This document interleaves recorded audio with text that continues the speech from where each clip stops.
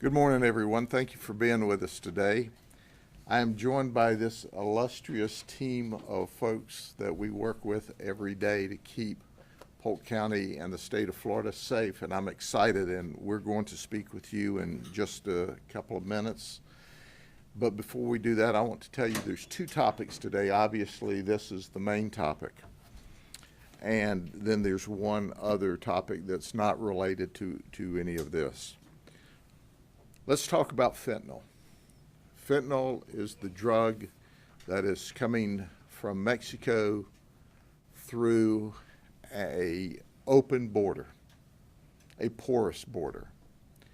And it's killing people all across the United States, DRT, dead right there. And what's important to understand is that it doesn't need to be this way, but since 2018, more than 250,000 people have died as a result of this horrible drug coming to us through the border. 250,000 people. Now, I want you to think about that for a second.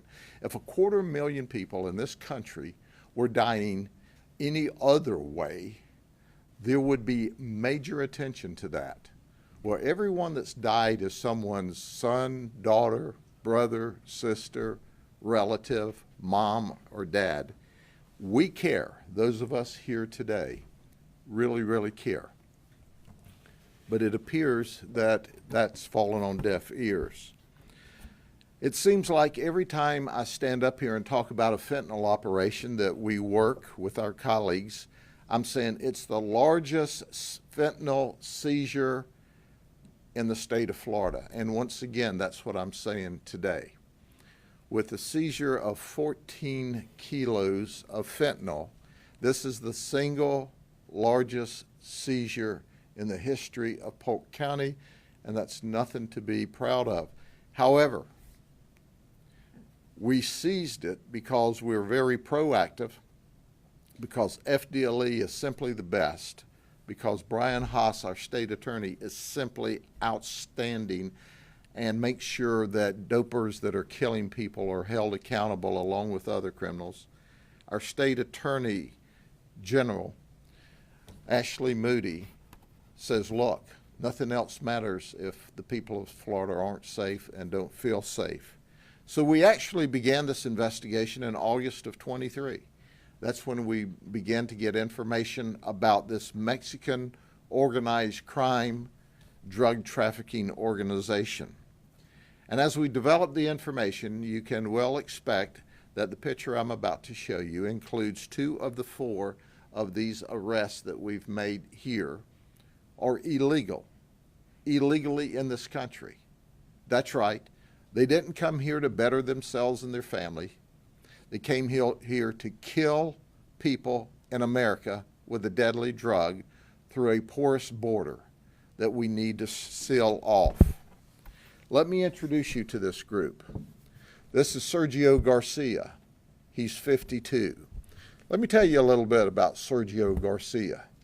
He served 23 years in the military, first with the Marines and retiring as a staff sergeant in the Army. Sergio Garcia considers himself, quote, one of the good guys. In fact, when he was delivering these 11 kilos of drugs on the last seizure of the operation, he stopped in Louisiana because he brought the drugs from California, which came across the border from Sinaloa, Mexico. He stopped at a rest area and talked to a Louisiana state trooper, and they talked about the Louisiana trooper's time and service and his service in the military, and the trooper even gave him a coin and a patch. All the while, he had 11 kilos of fentanyl in his car, unbeknownst to the trooper. Now, the other driver was Maria Guadalupe Garcia. She's 48. She's the wife of Sergio. And they were driving this drug and were to be paid $42,500 for bringing this load of drugs from Mexico to Eagle Lake, Florida, where it was to be sold to our undercover actors. Now, this is a husband and wife. She bragged that she was also retired out of the military. However, we have not been able to confirm that at this time. Then there's Maria Machua. When she showed up, she was the money person. She was to count the money. Well, she showed up with her 6-year-old child to do an 11-kilo deal. And then there's Pedro Rodriguez. He's 31. He's illegal. And he was the one that dropped Maria off, and he ran counter surveillance while she was in counting the undercover money. Now listen, folks. She counted this money in English, and she counted it in Spanish, and she counted it in English, and she counted it in Spanish, and then she counted it in English, and then she counted it in Spanish. And finally they said, this lady cannot get this right. She never did get the money count right, but hey, we were able to talk to her and convince her that the money is here, show us the dope. And they did. This all started with the first seizure where we seized 2 kilos of fentanyl in February of this year. In the second seizure, we, with undercover funds from SAFE and FDLE, and our Attorney General is going to speak more about that in just a minute. Whenever we were able to buy that kilo of cocaine, it was at Highway 98 North in Lakeland at a motel. And of course, I told you about the third delivery where we took the operation down was when they brought the 11 kilos to Eagle Lake at a house in Eagle Lake. Now listen, folks, all of this drug was not destined for Polk County, Florida. This operation occurred here simply because of the great work of my detectives, and I'm very proud of them. They are the best in this undercover world, working with some of the best of FDLE. Our partnership is remarkable. But what's frightening about this? If you look at this chart to the far right, you see the entire state of Florida is green. And then you have this orange cutout. The drugs we seized was enough in this last operation to kill every man, woman, and child with an overdose in the counties in orange. But I just didn't have my folks, who are very talented, color Florida green because we like green, even though we do, but because since January of 23, with FDLE and our partners in operations that we have done alone, not counting the others, and my colleague and friend, Sheriff Lima from Seminole County just did a big one, and just before that, my colleague and friend from Pinellas did a big operation. But just our operations since January of 23 and our seizures since January of 23 was enough fentanyl to overdose and kill every man, woman, and child in the state of Florida. That's how dangerous this drug is. The details I'm going to leave to our state colleagues, but I've got to say on behalf of all the people of this county and of this state, thank you to our Florida legislature and the visionary Governor DeSantis for making a lot of money available through our partnership with FDLE so that we can get to these big players. Because keep in mind, we're able to operate at the top levels now, and we're catching this drug before it gets down to the next layer of traffickers and the next layer of traffickers and the next layer of drug dealers that are poisoning our children.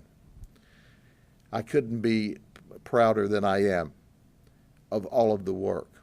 In addition to that, since 2023, there have been a lot of people die of fentanyl overdose in Polk County, but my deputies have saved 23 people with Narcan. So you can see this is a dangerous, dangerous problem. So at the end of the day, we're going to keep protecting the people of the state of Florida. and of Polk County. So we want to hear from some of what I believe are the best law enforcers in the state that protect us. And first, our Attorney General, Ashley Moody, who stands shoulder to shoulder with us across this state to make sure that the people of the state of Florida are safe and that the bad guys go to jail, is going to speak with us. After that, our State Attorney Brian Haas will come up to speak, and then Assistant Commissioner Massey will speak, and then our HIDTA Representative Director Collazo will speak. General. Thank you. Thank you, Sheriff. Yes, Thank you ma'am. so much. You know, it is always an honor to be in Polk County with your great sheriff and all of your law enforcement leaders, including State Attorney Haas. Boy, in terms of efforts against combating fentanyl, really, this is one of the leading counties. And I think today's announcement, where we're talking about seizing enough fentanyl that could kill a third of our population in Florida, it shows the talent and skill and determination of this agency and their willingness to partner with others in the state of Florida to keep those in this county safe. So I want to thank Sheriff Judd for his partnership and relentless efforts. I mean, 14 kilograms of fentanyl is a lot of fentanyl, folks. And just as this county is one of the fastest growing counties in the nation, it also seems to be continuing to see escalations in the amount of fentanyl that they are seizing. And as we know, this is an incredibly dangerous and deadly drug. And I think the sheriff commented, and I want to expound upon this a little bit. We know that this seizure specifically, enough to kill a third of our state, came from Mexico, specifically in this instance, the Sinaloa cartel, and it ended up in Polk County, Florida. And how does that happen? It happens because our border is wide open. Just since 2021, since Biden took office, over 10 million people have poured into this country. Many have been given a free pass to walk right in with a handshake and a welcome. Many have avoided any type of welcome and just walked on in themselves. And some of those we've just arrested. I want to point out that the administration has not acknowledged that we are now losing more people to fentanyl than any other cause, especially in our working age population. That is a tragedy for a society. Working age, fighting age population, we are now losing to overdose. And it wasn't picked up widely, but I want to remind everyone and follow up on what our sheriff said. And I'm thankful for him for being frank with the people here about what's happening and where this is coming from and why so many officers are having to face a challenge that they never thought possible when they first took the oath and put on the badge. A couple of weeks ago, the Mexican president, López Obrador, said, again, just a couple weeks ago, that he was adopting a Mexico First policy and that he was not going to fight the cartels, violence with violence. It was going to be hugs, not bullets. And that the drug problem and the 110,000 deaths in this nation was a U.S. problem, not a Mexico problem. And he said, I will not combat the cartels to help the U.S. Mexico first. And so now, ladies and gentlemen, I don't know if you've seen this announcement, but now we have two presidents that are Mexico first. The Mexican president, López Obrador, and the U.S. president, President Biden. In fact, not surprisingly, the response of this administration to that, in full display of cowardice, was we have a great partnership with Mexico. That is utterly untrue. In fact, Mexico is doing nothing to stop this flow. And I would submit to you that a real leader of this nation that was concerned with the number one death of American citizens, by far, and by the way, the U.S. loses more to overdose deaths by far than any other country.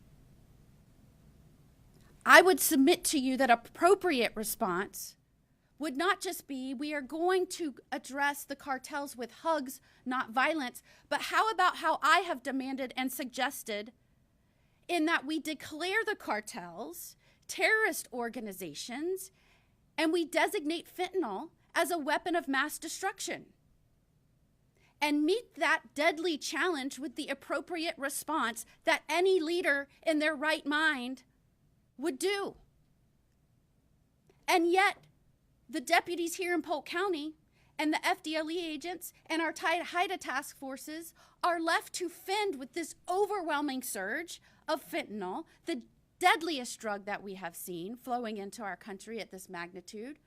They are left to engage and defend and stop and deal with on a daily basis because our president will not do what he took an oath to do and stand up for the safety of this union. As long as the border is wide open, we will continue to see those that have crossed over illegally pouring deadly drugs into our state. Now, I am proud of our efforts here. You heard about the seizure. You heard about the takedown of this organization that's tied right back to Mexico. This operation is similar to many operations we're doing across the state of Florida. Part of that is funded and supported by the SAFE Act that this legislature passed. We are continuing that money, hopefully into the next year, which will support these efforts. We are being very aggressive in our law enforcement efforts to take down the poison peddlers, put the traffickers behind bars. Thankfully, in the 10th Circuit, you have a state attorney like this that will keep them behind bars. But we're not stopping there. We're making sure that our first responders are equipped with naloxone, which is the life-saving drug that can save people who have been addicted and might be overdosing. And we're making sure that people that have been addicted know that now, more than ever, they should get help. Go to treatmentatlas.org to find out how you can seek help immediately, treatmentatlas.org. Because if you have had a substance abuse issue in the past, now fentanyl being laced into every drug that we have dealt with, it could be the last time you use. DEA says now 7 out of 10 counterfeit pills they are seizing contain a lethal amount of fentanyl. I can tell you the fentanyl seized today would have likely gone into pills, and those counterfeit pills would have likely killed Floridians, including children. We're getting it right here in Florida. We're doing what we can do. We are ferociously fighting back through law enforcement, through treatment of addiction, through equipment of our first responders. In fact, we're seeing a glimmer of hope.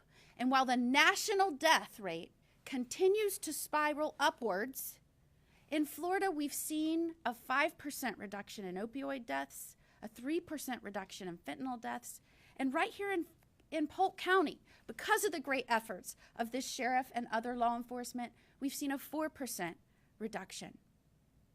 Now, are we out of the woods? Absolutely not. Are we going to have to continue to expend resources and put our law enforcement in dangerous situations because of what's happening at the border? Yes. Is it costing taxpayers an arm and a leg to confront this battle unnecessarily? Yes. But thank goodness, and may God bless sheriffs like Grady Judd and all of our great sheriffs. You heard him refer to our partners around the state, our police chiefs, our statewide agencies. Our troopers just took down fentanyl yesterday. May God bless, protect them, continue to send them the courage to clean up the mess that's been created by this administration. And I remain so grateful to folks like Grady Judd who are not afraid to use a big broom to clean up that mess, and indeed, certainly not afraid to back down and hit the cartels over the head with it. So Sheriff Judd, thank you for inviting me. Appreciate it. Good morning, everybody. I just want to tell you I'm so proud to stand with these folks up here. Our Sheriff Grady Judd, our Attorney General Ashley Moody. We could not ask for a stronger partnership of people that are supporting us in our fight to keep our citizens safe. You know, when we have these press conferences and we talk about the drugs that are being brought into our country and then spread around our communities, the first thing I always think about is the end user, the intended person who, will eventually use these drugs. And it's our kids, our teenagers, our folks who are here just trying to go about their daily lives, and these drug pushers are trying to get them addicted, and so they can expand their business. And that's where the reality is here. And I think about the danger of these drugs coming into our community, and all the things that come with them, the violence and the guns and all the threats. The Eagle Lake location is less than 5 minutes from where I live. This impacts everyone here. And I'm really concerned about the constant flow of drugs and people who are not supposed to be here coming into our communities. You know, last year, my family and I took a trip where we visited another country. When we got to that country, we were subjected to all kinds of questions and pictures and all the documentation that is needed. And I thought it was probably a good idea. When we came back to this country, came home, same thing. Where have you been? What are you doing? Do you have any fruit? All of that kind of thing. And then I see on TV, there's just people just streaming through our southern border, and it's just amazing to me that nothing seems to be done about that. But what we are going to do is deal with it when it comes here, because we're not going to look the other way. The fight in these types of cases, it's so much work goes into it, but the work continues. Our continuing partnership with our statewide partners, our sheriff's deputies, it's going to the courtroom next. And our goal is to put as many of these people in prison for as long as we possibly can, because that's the only way that we can ensure that they're not going to come back and do this again. So I'll close with saying a special thank you to all the people who did their work on this case. The undercovers, the deputies, the FDLE agents, the detectives, those are my heroes. They're putting their lives on the line every single day in very, very dangerous circumstances to make these things happen. And I just want to say thank you to everything that they've done, and keep up the great work. Thank you. Good morning. As the sheriff said, my name is Lee Massey, and I'm one of the assistant commissioners with FDLE here representing Commissioner Glass, who could not be here today, though he tries to be at all of these. And I'm going to just sort of give an overview of what the sheriff and the attorney general and the state attorney has said, in the sense that we're just extremely fortunate in this state, and especially in this area, to have law enforcement leadership that takes the proactive approach, sort of turns people loose and says, go do the job you're paid to do, that the citizens of the community expect. And before I talk a little bit about SAFE and the great support we've had from Governor DeSantis, Attorney General Moody, the entire cabinet, and the entire state legislature, I want to talk a little bit about, though we can bring those resources to the table and help with the ability to complete these investigations, what we can't do is supplant or in any way do anything to help with just the investigative talent and the risk that the men and women that go out at midnight, 2, 3, 4 in the morning, meet these bad actors, put themselves in position of vulnerability. This is a high-risk job, and there's very rarely is there an opportunity to deal with somebody in this business who is not a bad individual, that is armed when they come to do the deal, or armed in some area of backup. It has a history of violence. So when the men and women that go out in the middle of the night and complete these transactions to take this poison off the street in an effort to protect the citizens of Polk County, the citizens of the state of Florida, the visitors that come to this great state, we should all remember that they are individuals, they have families, and they're not expected to not go home, right? But they put that on the back burner to go out and do this job. So as a 40-year law enforcement practitioner myself, I do, as the sheriff and the attorney general said, I do applaud them, and I do express my appreciation for the work that's done, and I understand the risks that they just go out and do, and they do it with a passion that's just unprecedented. So I felt it was very important to say that. As it relates to SAFE, and you've heard the sheriff and the attorney general and the state attorney reference this, this was an initiative that came out of last year's session. The legislature, the governor, the attorney general, the entire cabinet, and the legislature said, you know what, we're going to provide you what we can provide you as far as tools to complete this. Two of the biggest prohibitors to making these types of investigations successful are monetary resources and jurisdictional challenges.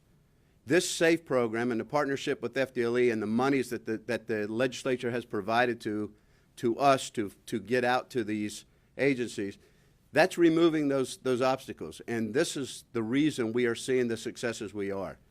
You guys have heard us talk about SAFE at this location numerous times, and the incredible success stories that have come out of this agency and others. Again, the governor has said it worked, the Attorney General has said it worked, the cabinet has said it worked, the legislature said it worked, and we're going to do it again. So they have shown their support by doing what they can do to make this thing move forward. To date, 96 cases across the state of Florida, in excess of $12 million that's already been spent in an effort to combat this poison from getting on the streets of Florida. The dope that was taken off of this case, as the sheriff said, was not staying in Polk County. So every resident in every community in the state of Florida should show some appreciation to the efforts that came out of this investigation, because this poison was going to find everybody. And we, as a result of the efforts of these agents, the capabilities that were provided to us by the elected officials, we have been able to remove an incredible amount of poison from the streets of Florida, saving who knows how many lives. It's always been difficult to maintain stats on how certain programs are successful, because if you're successful, you don't have the stats to get. We don't know how many people may have or could have died from this if it would have gotten into the streets, because we got it off, right? So we're very fortunate at the work that was done. We are extremely blessed. The commissioner of the Florida Department of Law Enforcement has said to myself and others, this will be successful. We will partner with our law enforcement agencies. We have the support of our elected officials, our governor, our attorney general, our cabinet, our state legislatures, and I can't say that enough, because too many times there is this perception that there's a disconnect. In this particular case, there's an absolute connection between everybody that needed to be in this sandbox, and we are showing the results of it. I'm extremely proud to be part of the law enforcement community. I'm extremely proud of being a part of the state of Florida's public safety initiative, and I look forward to continuing to work with the men and women that go out every day to do this job, to provide them the resources that they can. The commissioner has made it perfectly clear we will continue to do that. The partnership between Sheriff Judd and the Polk County Sheriff's Office and the Florida Department of Law Enforcement is as great a partnership as I have ever seen in my professional career. There is no egos in this game. They are checked at the door. The men and women come out and say, we've got to do the job for the right reason, and they get it done.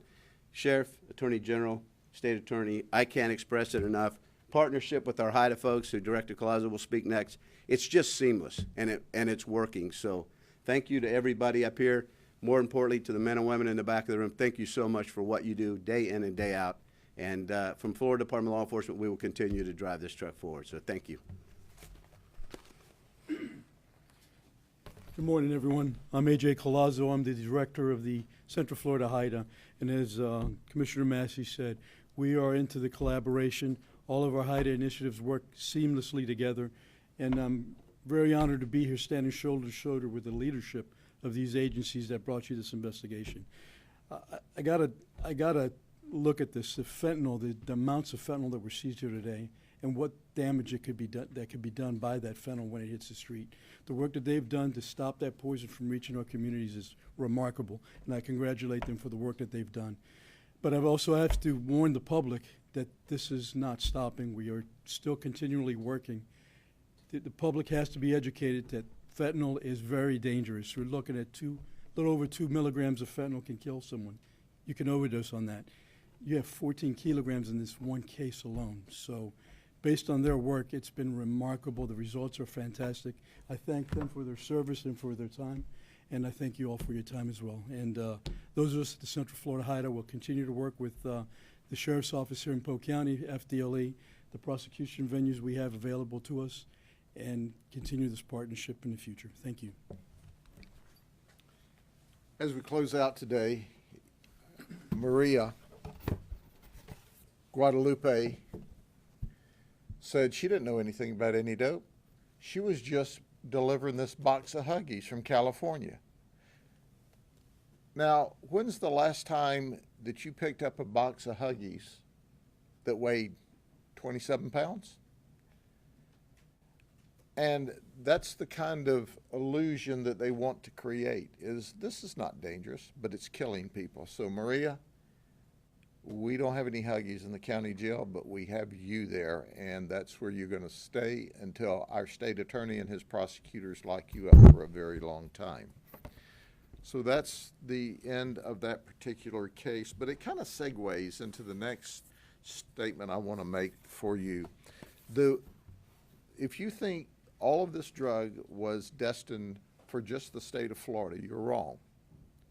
Because of the wonderful work by our undercover detectives from the Sheriff's Office and FDLE and all of their supervisors, we protected and saved lives across arguably the Southeast United States, maybe the entire United States, because traffickers at this level that we were operating would send this drug all over the state, all over the Southeast, and some would travel from other areas. We expect the criminal justice system across this United States to deal effectively with criminals. And the reason for that is all of the wonderful men and women of this nation, which are overwhelmingly just really good, genuine people, got up this morning, sent their kids to school, went to work. They're thinking about what they're going to do this weekend, how are we going to pay the bills. But they're good folks, and they depend on us in the criminal justice system to keep them safe. So let me show you an arrest we made. And we arrested Hermas Craddock in Davenport, Florida at an Airbnb that someone rented for him, and that's still under investigation. And we arrested him for a warrant out of Pennsylvania, fleeing to elude, 2 counts of possession of a firearm, 2 counts of cannabis, escape, 2 counts of drug paraphernalia, 2 counts of driving while license suspended, 18 traffic criminal complaints, 2 counts of assault, reckless endangerment, 2 counts of DUI, evidence tampering, and he's in our Polk County Jail on no bond. And you go, okay, Grady, what's the big deal? He's got a lot of arrest warrants. But do you know why? Here's why. He was already out on bond when he fled from 2 Pennsylvania state troopers and endangered them and assaulted them, and he was locked up again. And this is Judge Xander Orenstein, okay? This guy was hearing what we call in Florida first appearance. Even though this guy is already out on bond for criminal charges and is facing more felonies, this goober smoocher let him go without posting a bond. Did you hear what I said? This guy who the people of Pennsylvania and Pittsburgh expect to protect them and keep them safe, let a very dangerous man out into their community, and he immediately fled to Florida. His mistake was he came to Polk County. But Judge Xander Orenstein, right, is supposed to be a judge that's supposed to use fairness, compassion, look out for the community. And what did he do? He sent a very violent person among the people of Pennsylvania. And then this guy fled because he goes, I'm not showing up for trial because they'll send me to state prison. He should have been locked up. This wasn't his first time. In fact, a chief judge there removed him from setting bonds after this is like his 3rd strike. So it's not new. This guy still can hear criminal cases in Pittsburgh. Well, listen, you don't have a qualified judge here. You have a nut with a black coat on. You need to think about that. People are depending on judges to be fair and impartial, not letting violent criminals back out into the community when certainly the protocols mandate to the contrary. He's not a legislator, he's a judge. At least they say he is. So at the end of the day, folks, there's one more reason to be really proud to live in the state of Florida. We immediately caught this guy. He's in jail. We had to spend resources. Our deputies had to risk their life to take him back into custody because this guy let him out. But he is in jail, and our community's safe, and Pennsylvania is safe. And now we want to extradite him, which will cost the state of Pennsylvania more money that shouldn't have been spent because of his recklessness.